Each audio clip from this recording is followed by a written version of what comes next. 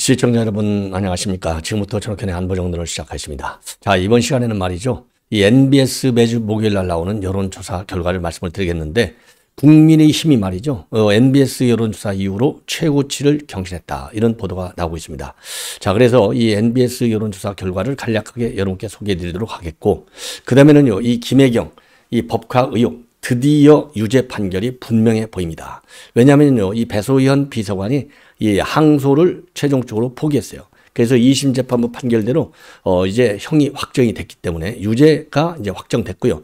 그리고 이 배소연하고 김혜경이는 이제 그 공범으로 돼 있거든요. 그러니까 배소연이가 유죄니까 김혜경이도 자동적으로 유죄가 되는 것이죠. 야, 이 정도가 되면 이재명이가 정말로 이게 정계를 떠나야 될 것이 아닌가 이런 생각이 들어요. 이거 하나만 갖고서도 그렇지 않습니까? 예, 이런 치졸한 그런 이 범행 행위 정말 윤리적으로뿐만 아니라 법률적으로뿐만 아니라 이건 윤리적으로도 있을 수 없는 일이 벌어진 거예요.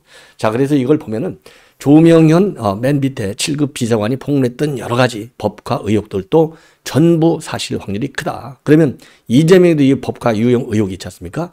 이재명이 마저도 유죄나 마찬가지가 되겠습니다. 자, 그래서 요 재판 관련 내용을 말씀을 드리겠고요.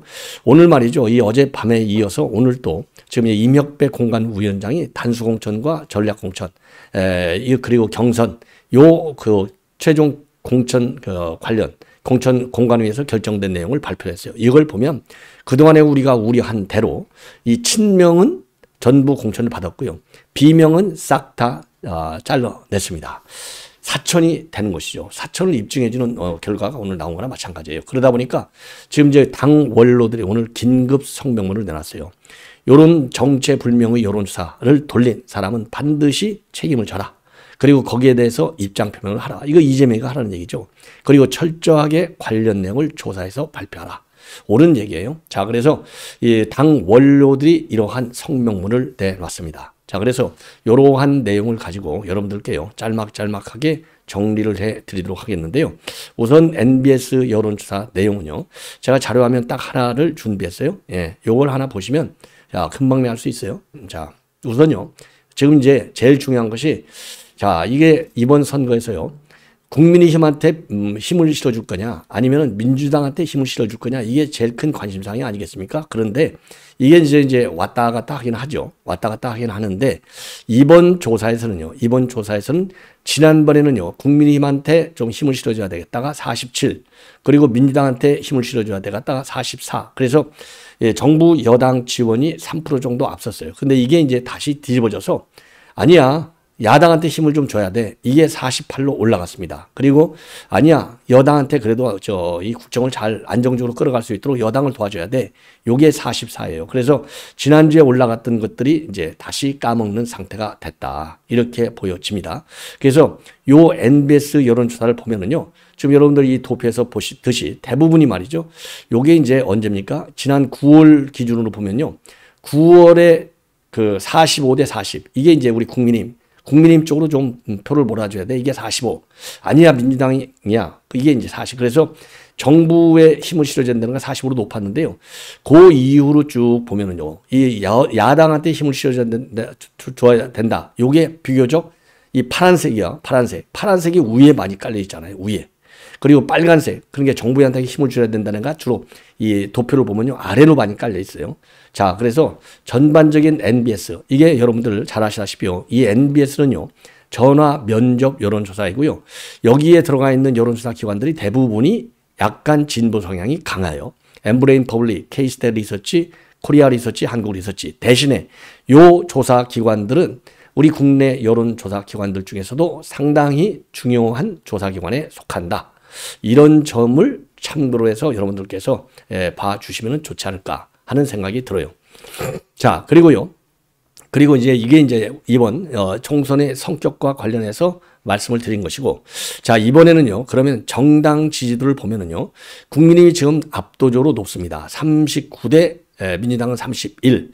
그리고 이제 개혁신당 없어졌지만 3%. 예, 그 외 정당은 그 외 다른 정당들은 녹색 정당이 1%, 그 외 다른 정당은 3%, 지지하는 정당이 없다가 23%가 되겠습니다.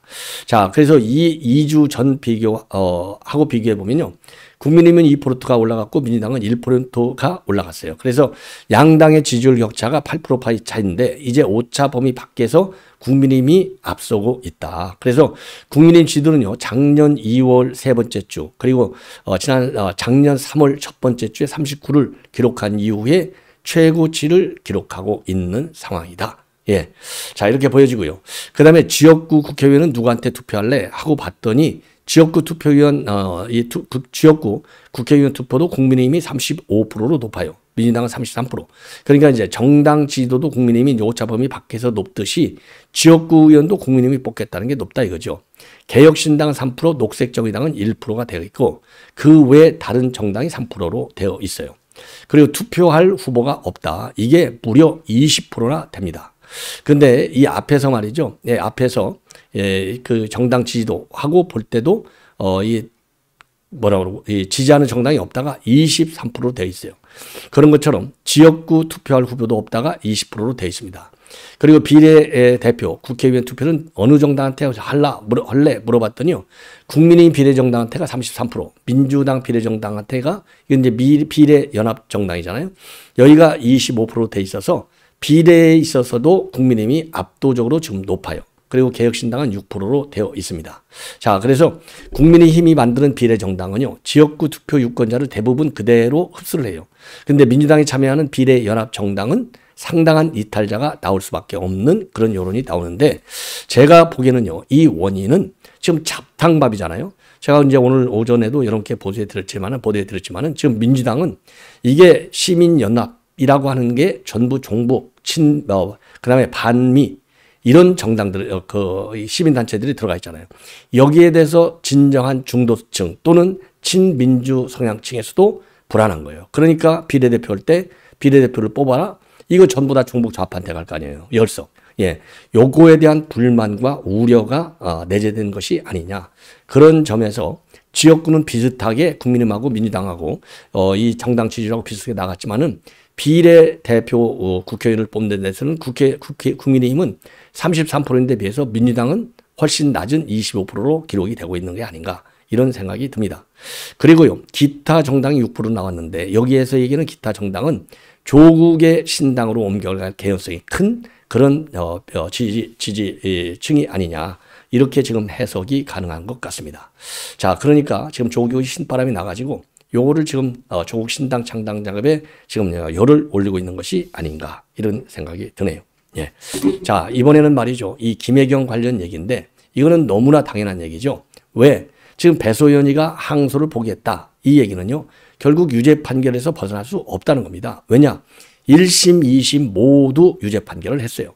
자, 그래서 1심에서도 1심에서가 징역 10개월의 집행유예 2년을 선고했는데 2심도 똑같은 형량을 선고했습니다.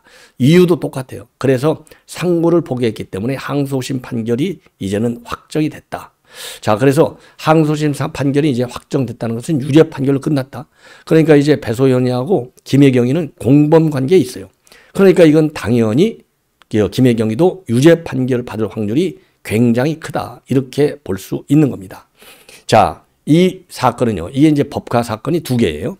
하나는 이게 법과를 썼는데 안 썼다. 예, 이렇게 거짓말한 거. 이게 이제 허위사실 유포잖아요. 그래서 요거는 공직선거법상의 기부행위로 들어가고 공범으로 지금 김혜경이하고 배소연이가 들어가 있어요. 자, 그래서 이제 유죄 판결이 분명히 나온다. 김혜경한테도. 그런데 이제 김혜경이는 왜 늦었느냐? 지금 배소연 재판 때문에 지금 기소 중지를 시켜놓고 있다가 공직선거법상 기부행위 공범인데 지난 2월 14일 날에야 불구속 상태에서 재판에 넘겼습니다. 그러니까 이제 이 재판은 그 기소 중지가 돼 있는 바람에 김혜경 재판은 좀 뒤늦게 시작이 되는 겁니다. 자, 그래서 결국은 이제 김혜경이도 유죄 판결이 분명해 보인다. 이렇게 이제 판단할 수 있는 것 같아요. 그리고 지금 이제 그 수원지법에서 재판이 이루어지는데 26일 날 내주가 되겠죠. 이 김혜경에 대한 첫 재판이 열리는데 이 재판은 너무나 간단하기 때문에 공판 준비기일을 따로 열지 않고 바로 본 재판으로 넘어가요. 그래서 김혜경이가 26일 날에는 반드시 출석을 하게 되어 있다. 자, 이게 이제 공선법 위반이 하나 되고 또 하나는요. 이 법관은 또 이거는 이제 배임 혐의로도 걸려 있어요. 배임 혐의에 대해서도 지금 수사가 계속 진행 중에 있는데 바로 뭐냐? 2018년도 7월부터 2021년도 9월까지 이 배수원 씨를 통해서 음식값을 법인 카드로 결제해서 경기도에 손해를 끼친 혐의. 이거는 이제 배임 혐의입니다. 그래서 일단락 된 것은 이제 이 법가 가지고 밥을 먹었는데 안 먹었다. 이렇게 거짓말해서 허위사실. 요걸로 걸려든 이 사건이 되겠고, 그리고 경기도 법과를 썼기 때문에 그만큼 그 액수만큼 경기도 재정에 손해를 입혔다. 이거는 배임 혐의. 그래서 두 가지인데 이제 공직선거법상의 허위사실 유포 혐의는 이제 재판도 다 이제 대법원까지 넘어가지 않기 때문에 이걸로 이제 끝난 거가 되겠습니다. 자, 그러니 참 이 치졸한 인간들이 말이죠. 예, 이거 더 엄하게 판단을 받아야 되는데 참 굉장히 참 안타까운 이런 그 판결이 너무나 좀 유약한 거 아니냐 이렇게 생각이 듭니다. 자, 이번에는 이제 민주당에서 이 공천 결과를 조금 전에 발표를 했습니다. 예상한 대로 발표가 나왔죠. 당연히 친명들이 다 쭉 전략 공천을 받았어요. 자, 그래서 요 내용을 말씀을 드리면 5차 심사 결과가 되겠는데요. 자, 단수 12곳을 지정했고 경선 4곳을 확정했습니다. 그리고 전략 지역은 5군데를 발표했어요. 그래서 전략 5군데는 어디냐? 서울 마포 갑, 농내 아웃된 거나 마찬가지죠. 동작을 이수진 아웃된 거나 마찬가지. 경기도 의정부을 김민철 이것도 아웃된 거나 마찬가지. 광명을 그 다음에 충남 홍성 예산 요 5군데를 전략 지역구로 정했습니다. 예. 자, 그래서 지금 의정부까지 말씀드렸고요. 경기 광명을은 양기대가 되겠습니다. 그래서 광명을에서 그동안에 출마를 준비했던 양이원영 의원은 공천에서 완전히 배제됐어요. 양이원영이 이거 배제되기 잘했죠. 이 오염수 가지고 일본 가서 망신이나 당하고 다닌 게 누굽니까? 이 양이원영이에요. 자, 그러면은요. 단수 공천 지역은 어디냐? 동대문 갑의 안규백 이번에 전략위원장이죠. 동대문 을의 장경태 그러니까 가난 코스프레 장본인이 장경태. 그 다음에 연수갑의 박찬대는 그야말로 이재명의 최측근 중에 측근. 예. 이화영 재판과 관련해서 그러니까 이화영이 이 말을 번복하도록 그러니까 이재명이가 다 알아. 이재명한테 내가 다 보고했어. 요렇게 발언했는데 이거를 뒤집도록 압박을 가하는 공작을 한 사람이 바로 박찬대예요. 그리고 이제 박범계가 전략 공천을 받았네요. 박범계. 그 다음에 세종을의 강준현이가 또 전략 공천. 화성갑의 송옥주. 그리고 천안갑의 문진석. 예, 그 다음에 아산을의 강훈식. 이런 사람들이 전략 공천을 받았고요. 자, 그래서 친명 핵심 인사들이 다 단수 공천을 받았어요. 그리고 경선으로 지정된 곳은 4곳인데 도봉구는 현역의 오기영이고 강민석 전 대통령실 대변인. 그 다음에 인천 옹진군인데요. 여기에는 이동학 전 최고위원하고 조강휘 전 인천시 의원, 조택상 전 민선 7기, 인천시 정무부시장. 그 다음에 인천 동구 미추홀 9 여기인데 여기는요. 현역이 허정식 의원이고 그 다음에는 손호범 전국금속노조 현대대철 지회 홍보부장. 그 다음에 충북 충주시에는 김경욱 전 교통부 차관, 박지우 전 충북시 지역위원장. 그 다음에 맹장섭 전 민주당 충주시 지역위원장 등 이렇게 지금 아주 경합이 치열한 그런 상황이다. 예. 자, 그래서 지금이죠. 어제는 말이죠. 그 호남에 있는 민주당 현역 의원들이 모조리 탈락을 했어요. 광주에서는 윤영덕, 조섭, 이영석 요 3명이 광주에서 전부 탈락이 됐습니다. 그리고 익산갑에서는요. 그러니까 익산도 탈락이 됐어요. 그래서 이제 어제 발표에 이어서 오늘 이렇게 발표하고 쭉 하면 반란은 더 커지고 있는 상황이다. 자, 이제 마지막으로요. 지금 이제 민주당 원로들인 권노갑, 정대철, 이강철, 그 다음에 강창일 이 4명이 긴급 입장문을 조금 전에 내놨습니다. 여기에서 한마디로 얘기해서 이 가짜 그러니까 이제 불공정 여론조사 돌린 거 이거를 조사를 똑바로 해라. 그리고 책임질 사람을 책임을 져라. 예, 요게 이제 핵심이 되어 있어요. 주장의 핵심. 자, 그래서 이 민주당 원로들의 긴급 성명문을 여러분께 좀 자세히 말씀을 드리면, 자, 우선요, 지금 가끔 벌어지고 있는 공천 행태는 민주적 절차하고는 전혀 동떨어진 그야말로 이재명의 사적 목적을 채우기 위한 수단으로 변질되고 있어서 개탄스럽다. 예. 자, 그리고요, 그 정체불명의 여론조사가 후보 적합도 조사라는 이름으로 진행되고 있는데 그 조사마다 당 대표 쪽 사람임을 노골적으로 드러내는 표현을 붙인 사람을 집어넣고 그렇지 않은 후보들은 아예 설문에서 제외했다. 이것은 무엇을 말하느냐? 이른바 친명, 찐명 후보들을 공천하기 위한 행위로밖에는 달리 해석할 방법이 없다. 그래서 일례로 말이죠. 어제 최고위에서 경기 광주 경선자 3명을 의결을 했는데 예비후보 4명 중에 가장 경쟁력 있는 문학진 후보를 지금 제외했다. 예, 그래서 경선자 3명 중에는 당연히 더민주혁신회의 멤버인 안태준 후보가 들어가 있다는 겁니다. 바로 지금 이 안태준이를 전략 공천하기 위해서 이 문학진 의원을 갖다가 제꼈다. 예, 이렇게 지금 알려져 있지 않습니까? 그리고 현역 의원 하위 20% 이하 명단도 들어가 보면 사전 기획단은 의구심을 들지 않을 수 없는데 이거 무슨 의도냐? 우리가 지난번에 지적한 바 있듯이 당대표의 이 비선에서 일정한 목적을 가지고 조사를 왜곡했을 가능성이 매우 크다. 그리고 어제 의총에서 의원들의 질타가 이루어지자 홍인표 원내대표가 이걸 시인을 했지 않습니까? 예. 그리고 죄송하다. 이런 얘기를 했잖아요. 예. 그러니까 이제 오직해야 당 선관 위원장이 사퇴하겠느냐 이거예요. 예.